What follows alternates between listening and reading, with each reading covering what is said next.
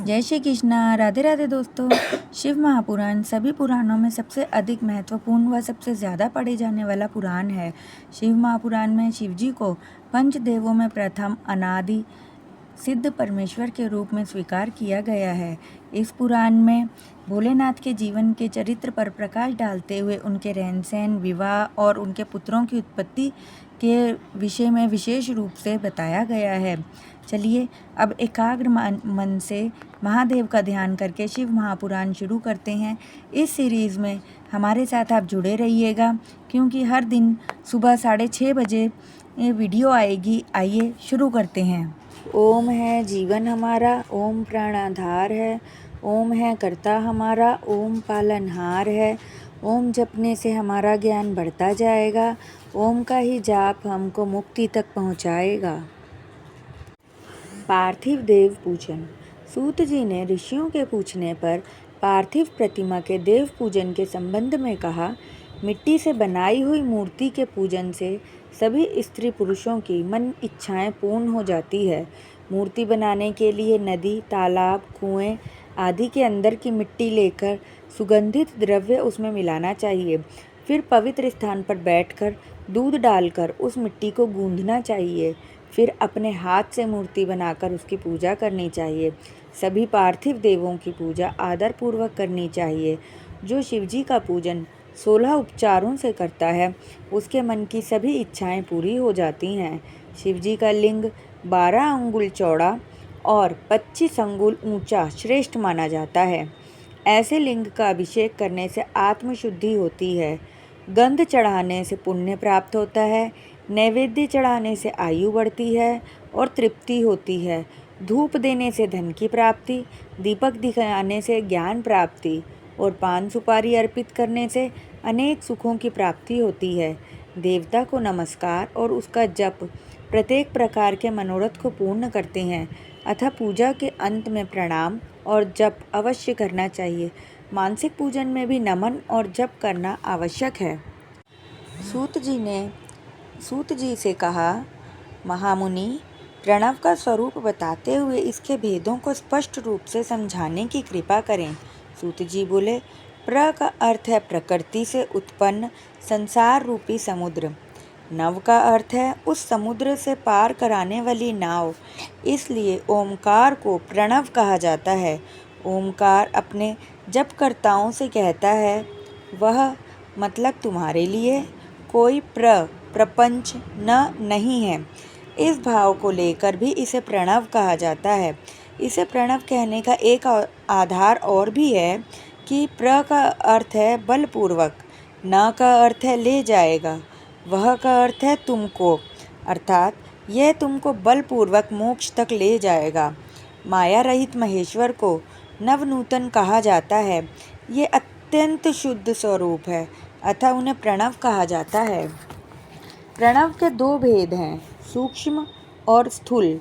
एक अक्षर के रूप में जो ओम है वह सूक्ष्म रूप है और पंचाक्षर अर्थात नमः शिवाय स्थूल रूप है, अर्थात जिसमें 5 अक्षर स्पष्ट नहीं है वह सूक्ष्म है, जिसमें 5 अक्षर स्पष्ट हैं वह स्थूल है। इस मंत्र का जो 36 करोड़ जप कर लेता है उसे योगी कहते हैं। ओम अ उ म से मिलकर बना है। अ अर्थात शिव, उ अर्थात शक्ति और माँ इन दोनों की एकता, अर्थात ओम का अर्थ हुआ शिव और शक्ति का ऐक्य। यह सभी पापों को नष्ट कर देता है। वेद मंत्रों में ओम शब्द का प्रयोग आवश्यक है, अतः नमः शिवाय के आदि में इसे जोड़कर ओम नमः शिवाय का जप करना चाहिए। इस जप को करने से शिवलोक की प्राप्ति होती है।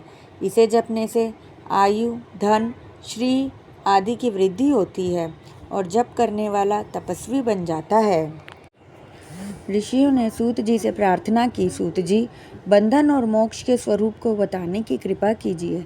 सूत जी बोले, मन, बुद्धि, अहंकार, शब्द, स्पर्श, रूप, रस और गंध प्रकृति की इन 8 वस्तुओं में फंसे रहना बंधन है और इनसे विरक्त हो जाना और इनके जाल से छुटकारा पा लेना मोक्ष है। इन्हीं 8 से शरीर की स्थिति है। शरीर ही कर्म करता है और कर्म के बंधन में बंधा रहता है और यह चक्र चलता ही रहता है। शरीर 3 प्रकार का होता है, स्थूल शरीर, सूक्ष्म शरीर और कारण शरीर। स्थूल शरीर कर्म करता है, सूक्ष्म शरीर इंद्रियों का भोग करता है और कारण शरीर आत्मा के उपभोग के लिए है। इन्हीं से सुख दुख प्राप्त होते हैं और इन सुख दुखों के चक्र में जीव फंसा रहता है। जब वह शिव भक्त बनकर शिव का पूजन करता है तो वह चक्र से छूट जाता है। शिवजी इन 8 के चंगुल से अपने भक्त को मुक्त कर देते हैं। शिवलिंग या शिव मूर्ति की पूजा करने से सब बंधन कट जाते हैं और मुक्ति प्राप्त हो जाती है। जीव देह से संबंधित, देव से संबंधित और भूत से संबंधित सभी पापों और दुखों से मुक्त हो जाता है। पार्थिव शिवलिंग के निर्माण और पूजन विधि का वर्णन करते हुए सूत जी ऋषियों से बोले, शुद्ध स्थान से मिट्टी निकालकर बड़ी सावधानी से शिवलिंग का निर्माण करना चाहिए। शुद्ध स्थान से लाई हुई मिट्टी को अत्यंत पवित्र में रखें, फिर उसे शुद्ध करके जल से छान लें, फिर उसकी पिंडी बना लें। सावधानी पूर्वक वेदों में लिंग का जैसे स्वरूप वर्णित हुआ है उसी के अनुसार पार्थिव लिंग की रचना करें, फिर भक्तिपूर्वक उसकी पूजा करें। पार्थिव पूजन की विधि इस प्रकार है। सर्वप्रथम पूजन की सामग्री पर जल चढ़ाएं। जल छिड़कते हुए यह मंत्र पढ़ें, ओम नमः शिवाय। फिर क्षेत्र सिद्धि करें और यही मंत्र पढ़ें। शुद्ध जल से प्रतिष्ठा करें, आसन दें, आवाहन करें। निश्चित मंत्रों से शिवजी के अंगों का न्यास करें। इसके बाद पाद्य, अर्घ, आचमन, स्नान, पंचामृत स्नान, गंधोदक स्नान कराएं। वस्त्र और यज्ञोपवीत अर्पित करें। इसके बाद गंध, अक्षत, पुष्प, बेल के पत्ते अर्पित करें। तदंतर धूप, दीप, नैवेद्य अर्पित करें। आचमन के लिए जल दें। इसके बाद फल और अपना सर्वस्व अर्पित कर दें। 11 रुद्रों की स्थापना करें, अभिषेक करें। इसके बाद आरती करके पुष्पांजलि करें। तत्पश्चात परिक्रमा और साष्टांग दंडवत करें। पूजा के सभी उपचारों के मंत्र और विद्वान एवं वेदज्ञ ब्राह्मण से सीख लेने चाहिए। पूजन संक्षिप्त विधि से भी होता है, उसके मंत्रों का ज्ञान भी ऐसे ही व्यक्ति से प्राप्त कर लेना चाहिए। पार्थिव पूजन की विधि बताकर सूत जी कहने लगे, अब पार्थिव पूजन की महिमा सुनो। पार्थिव लिंगों की पूजा करोड़ों यज्ञ के बराबर का फल देती है। कलयुग में शिवजी का पूजन ही शुभ फल देने वाला है। शिवजी की पूजा भोग और मोक्ष दोनों को ही देती है। शिवलिंग का पूजन करने का अधिकार स्त्रियों अन्य सभी लोगों का भी है। लिंग 3 प्रकार के कहे गए हैं, उत्तम, मध्यम और अधम।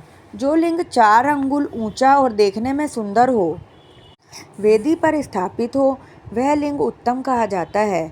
उससे आधा मध्यम और उससे भी आधा अधम कहा जाता है।